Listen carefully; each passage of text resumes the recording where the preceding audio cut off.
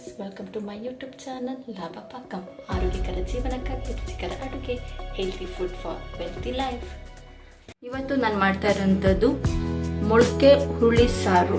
ಅದಕ್ಕೆ ಬೇಕಾದಂತಹ ಪದಾರ್ಥಗಳನ್ನು ನೋಡೋಣ. ಹುರುಳಿಕಾಳು, ಕಾಯಿ, ಜೀರಿಗೆ, ಮೆಣಸು, ಬೆಳ್ಳುಳ್ಳಿ, ಶುಂಠಿ, ಕೊತ್ತಂಬರಿ ಸೊಪ್ಪು, 1 ಟೊಮೆಟೊ, 1 ಈರುಳ್ಳಿ, ಸ್ವಲ್ಪ ಚಕ್ಕೆ.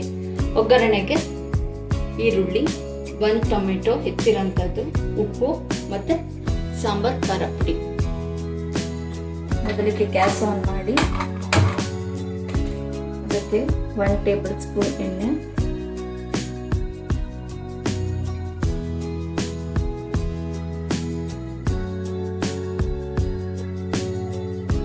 ಎಣ್ಣೆ ಕಾಯ್ದ ಮೇಲೆ ಸ್ವಲ್ಪ ಸಾಸಿವೆ, ಸ್ವಲ್ಪ ಕರಿಬೇವು, ಇದನ್ನು ಸ್ವಲ್ಪ ಬಾಡಿಸ್ಬೇಕು.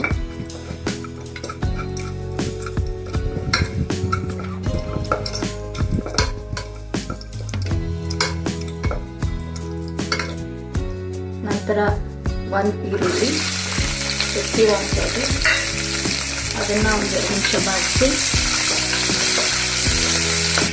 ಹೆಚ್ಚಿರುವಂಥ ಟೊಮೆಟೊ, ಇದನ್ನ 1-2 ನಿಮಿಷ ಬಾಡಿಸ್ಬೇಕು. ಇದಕ್ಕೆ ನೆನೆಸಿರೋಂಥ ಮೊಳಕೆ ಹುರುಳಿಕಾಳು ಹಾಕ್ತಾ ಇದ್ದೀನಿ.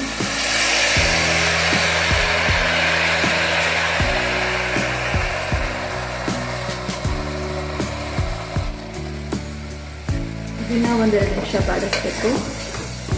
ಎಣ್ಣೆಯಲ್ಲಿ ಒಂದು ಸ್ವಲ್ಪ ಫ್ರೈ ಆಗಬೇಕಿದ್ದು, ಸ್ವಲ್ಪ ಹಸಿ ವಾಸನೆ ಹೋಗೋ ತನಕ.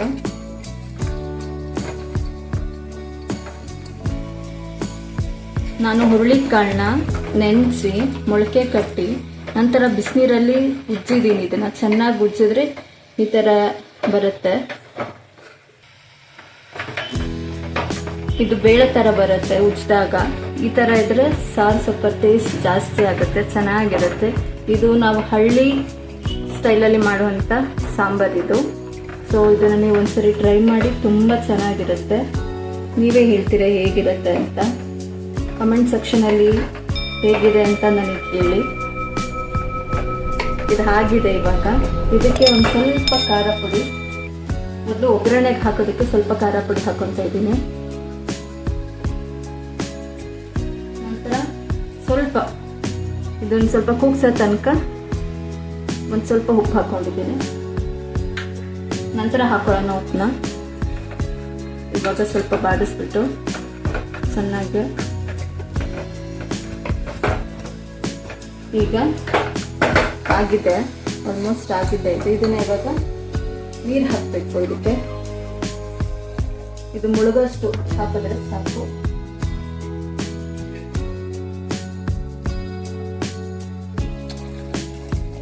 ಎರಡು ಕಪ್ ನೀರು ಹಾಕಿದ್ದೀನಿ. ಈ ಮೆಜರ್ಮೆಂಟಲ್ಲಿ 2 ಕಪ್ ನೀರು ಹಾಕಿದ್ದೀನಿ.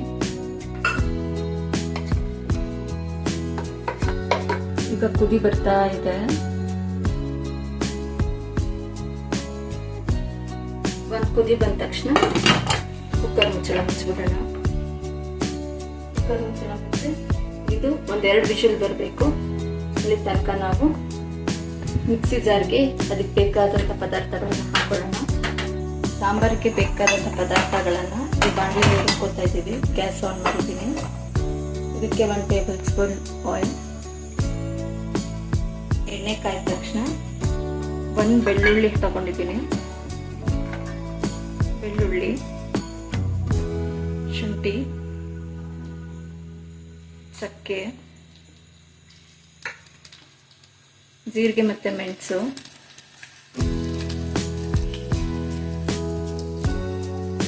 ಈರುಳ್ಳಿ, 1 ಈರುಳ್ಳಿ ಕಟ್ ಮಾಡಿರೋಂಥದ್ದು, 1 ಟೊಮೆಟೊ,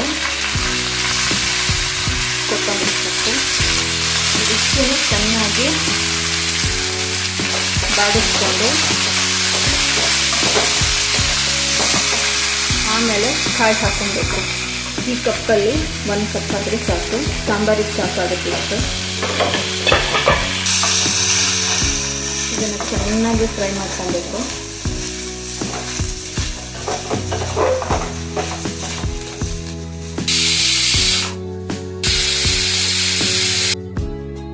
ಚೆನ್ನಾಗಿ ಫ್ರೈ ಆಗಿದೆ. ಇದನ್ನು ನಾನು ಮಿಕ್ಸಿ ಜಾರ್ಗೆ ಹಾಕೋತಾ ಇದ್ದೀನಿ.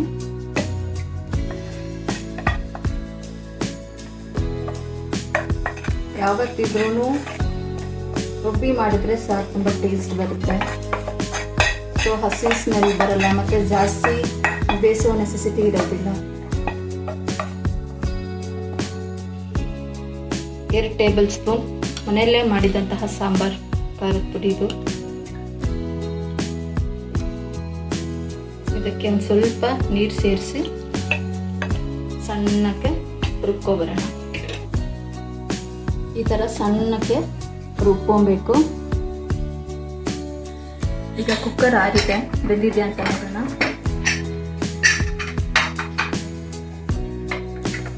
ಬೆಂದಿದೆ. 2 ಅಥವಾ 3 ವಿಷಲ್ ಸಾಕು ಇದಕ್ಕೆ.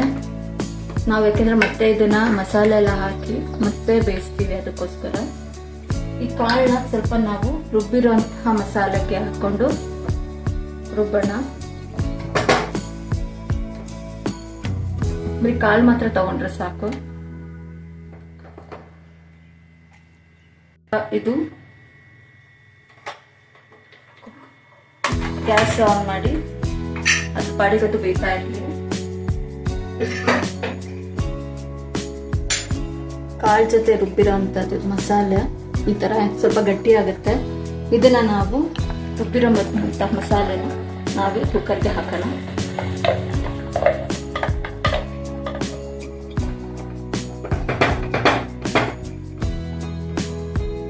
ಇದಕ್ಕೆ ಎಷ್ಟು ಬೇಕಷ್ಟು ನೀರನ್ನು ಸೇರಿಸೋಣ.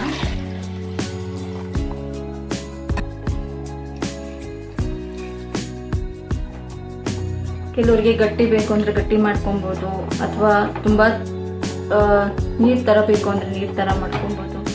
ಸೊ ಈ ಕನ್ಸಿಸ್ಟೆನ್ಸಿ ಇದ್ರೆ ನಿಮಗೆ ಸಾರು ತುಂಬ ಚೆನ್ನಾಗಿರುತ್ತೆ. ಮುದ್ದೆ, ಅನ್ನಕ್ಕೆ ಎಲ್ಲದಕ್ಕೂ ತುಂಬ ಚೆನ್ನಾಗಿರುತ್ತೆ. ಆವಾಗಲೇ ಸ್ವಲ್ಪ ಹಾಕಿದ್ವಿ ಒಗ್ಗರಣೆಗೆ ಉಪ್ಪು. ಈಗ ನಾವು ರುಚಿಗೆ ತಕ್ಕಷ್ಟು ಉಪ್ಪನ್ನು ಹಾಕೋಣ.